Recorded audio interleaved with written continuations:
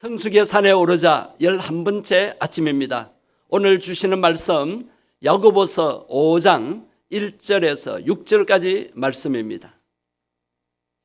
말씀의 제목은 돈의 오용과 선용, 즉 물질, 재물의 오용과 선용에 관한 말씀을 나누고 기도하기를 원합니다. 오늘 주시는 말씀 야고보서 5장 1절에서 6절까지 말씀 한 절씩 교독하시겠습니다. 들으라 부한 자들아, 너희에게 임할 고생으로 말미암아 울고 통곡하라. 너희 재물은 썩었고 너희 옷은 좀 먹었으며 너희 금과 은은 녹이 썰었으니 이 녹이 너희에게 증거가 되며 불같이 너희 살을 먹으리라. 너희가 말세에 재물을 쌓았도다. 보라, 너희 밭에서 추수한 품꾼에게 주지 아니한 삭시 소리 지르며 그 추수한 자의 우는 소리가 만군의 주의 귀에 들렸느니라. 너희가 땅에서 사치하고 방종하여 살육의 날에 너희 마음을 살찌게 하였도다. 너희는 의인을 정죄하고 죽였으나 그는 너희에게 대항하지 아니하였느니라. 아멘. 과거에 비해서 정말 우리나라가 잘 사는 나라가 되었지요. 그런데도 사람들은 만족하지 못하고 대다수가 다른 사람과 비교해서 나는 못 산다, 나는 가난하다, 그런 불만을 품고 모두들 부자 되겠다고 길을 쓰고 있습니다. 그래서 몇 년 전에 인사가 부자 되세요, 부자 되세요, 대박 나세요. 여러분, 정말 부자가 되는 것이 좋은 것일까요?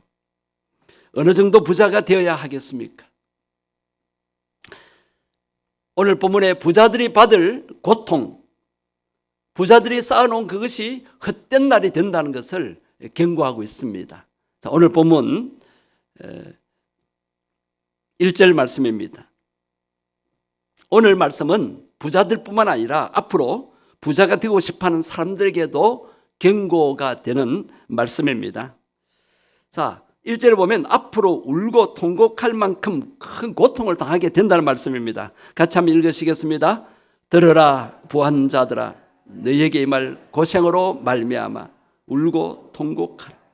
부자들인데 부자들 보고 편안하게 배부르고 잘 사는데 울고 통곡할 것이다, 그렇게 합니다. 울고 통곡할 때가 올 것이다. 너희에게 임할 고생으로 인하여.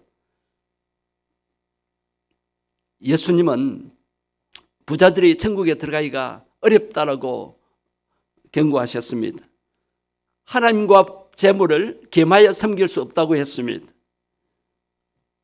돈과 재물이 하나님을 대신하는 우상이 되기 때문입니다. 골로새서 3장에 보면 우상은 탐심은 우상 숭배라 그랬습니다. 욕심을 넘어선 탐심은 우상 숭배라고 말씀하십니다. 지금 쌓아둔 것이 미래의 불행과 멸망을 가져다 줄 것을 알아라고 말씀하십니다. 2절 한번 보십시오. 2절 3절을 연속으로 보시겠습니다. 자, 보시고 제가 물을 때 답하십시오. 재물이 어떻게 된다고요? 옷은 어떻게 되고요? 금과 은은, 여러분 금과 은이 어찌 녹이 쓸어요? 다 쓸데없게 된다는 거예요. 다 쓸모없게 된다는 것입니다. 왜 그렇게 되게 하실까요? 재물을 모으고 쌓아놓기만 했기 때문입니다.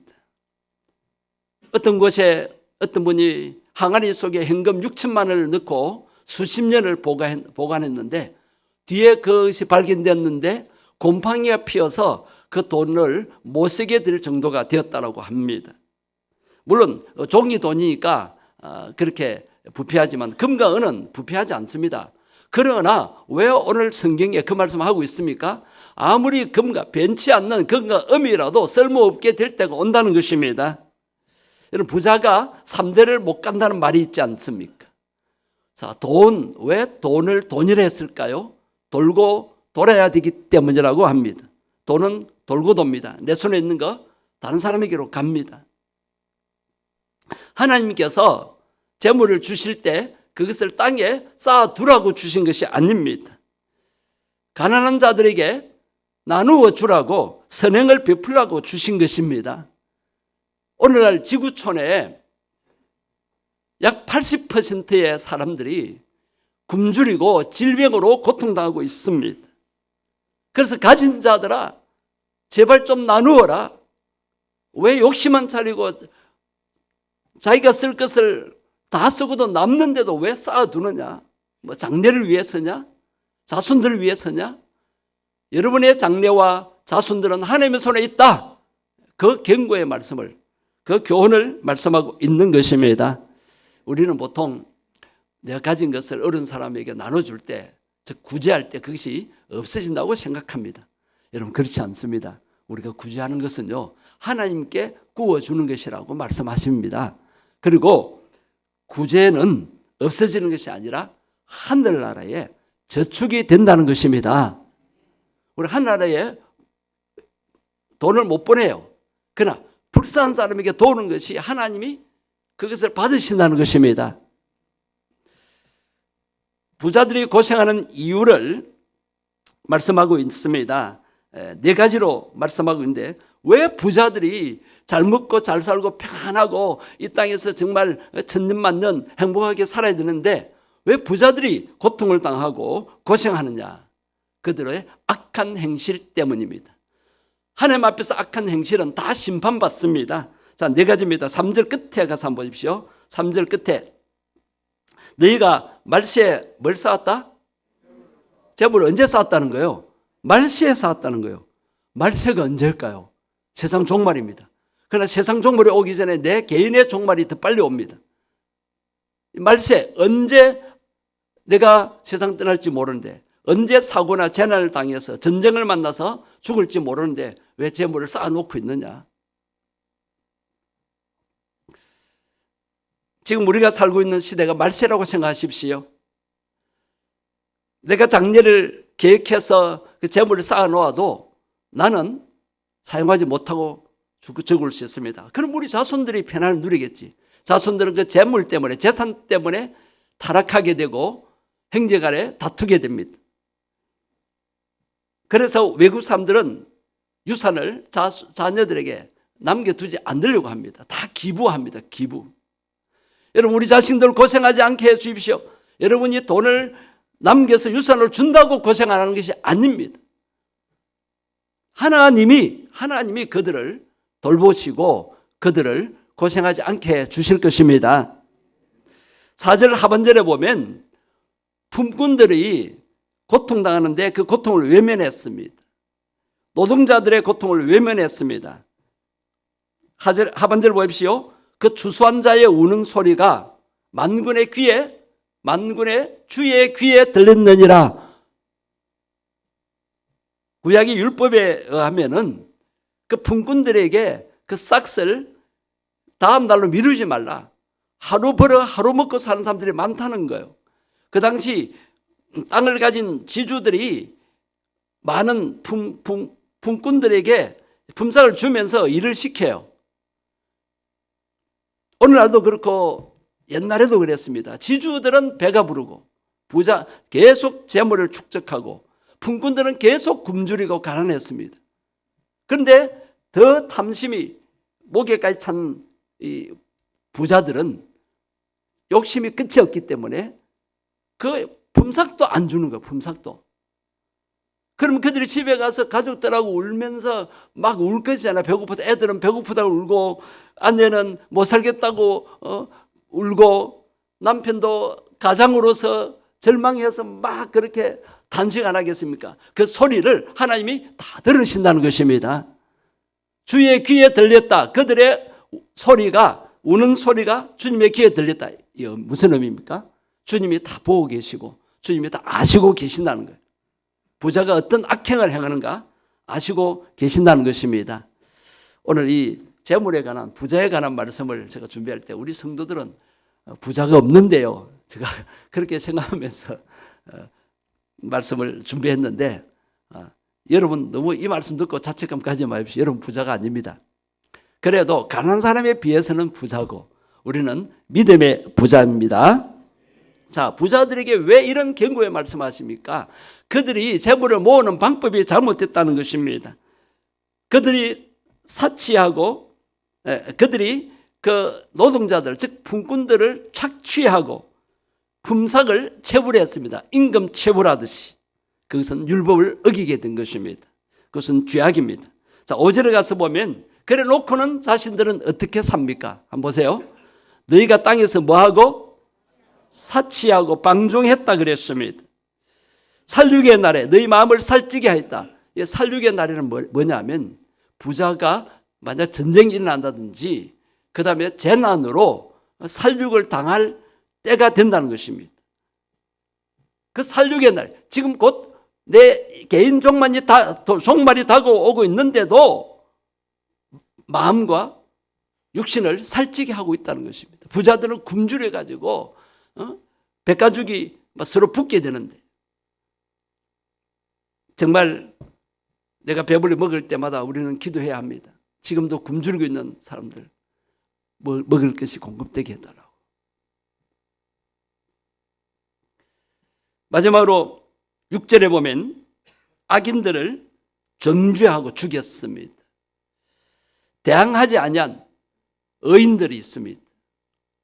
아무 소리도 못해요. 그 권력 앞에서, 그 권세 앞에서. 혹시 일자리 빼앗길까 봐. 그러한 의인들을 정죄하고 죽이기까지 하였습니다. 얼마나 악행했습니까? 자, 이러한 부자들의 종말을 한번 살펴보시겠습니다. 하나님께서는 이 악행을 행하는 자들에게 분명한 심판을 선언하십니다. 3절 중간에 가서 또 한번 보십시오. 3절 중간에 제가 표시해 드렸죠. 아이고, 이 표시가 안 되네. 중간에 보세요. 이 두 번째 줄입니다. 이 녹이 너에게 뭐가 되며? 증거가 되며. 부자들이 쌓아놓은 그것이 아무 쓸모없게 되는 그것으로 인해서 불같이 너희 살을 먹으리라. 무슨 말입니다? 불같은 심판을 받게 된다는 것입니다. 전쟁이 일어나 보세요. 자연재해로 태풍이 불어와도 날아가 버리고 홍수가 나도 떠내려가 버리고 불이 나도 타버립니다. 그 당시에 화산 폭발이 일어나고 지진도 일어났습니다. 역사적으로 그 당시 부자들이 이 말씀을 들었잖아요. 성경에 기록될 때. 그런데 그로부터 약 10년 후 AD 70년경에 로마의 티토 장군의 침략으로 이스라엘의 모든 부자들은 다 가진 재물 다 약탈당했습니다. 집도 불타고요. 나라도 잃고요. 로마의 속국이 되고 종살이 하게 되었습니다. 이렇게 될 바야 하나님의 말씀대로 가난한 자들에게 나누어 줄 걸 얼마나 후회했겠습니까? 자신의 부를 모으기 위해서 불법을 행하고 약하고 가난한 자를 착취한 것들은 그것이 큰 죄악입니다. 그래서 반드시 의로우신 재판장이신 하나님의 심판을 받아 결국 멸망하게 되었다는 것입니다. 부한자들은 사탄에게 속아서 탐심을 부리는 것입니다. 왜 저 사람 가진데도 더 가지려고 할까요? 왜 만족을 모를까요? 사탄이 그렇게 미혹하는 것입니다. 더 가져라, 더 가져라. 욕심을 채워라. 여러분, 사탄에 속지 마십시다. 사탄이 미혹하는 탐심에 빠지지 말고 현재 내가 가지고 있는 것에 감사하십시다. 지난날에 비해서는 우리가 너무 풍족하고 살만하지 않습니까? 감사하십시다.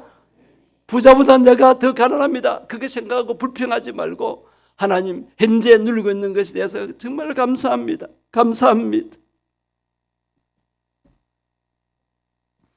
부자들은 이 땅에서 온갖 좋은 것을 누리며 편안하게 살면서 살을 찌우지만은 그들의 종말은 멸망을 준비하는 것입니다. 우리 종말에 멸망당하지 마십시오.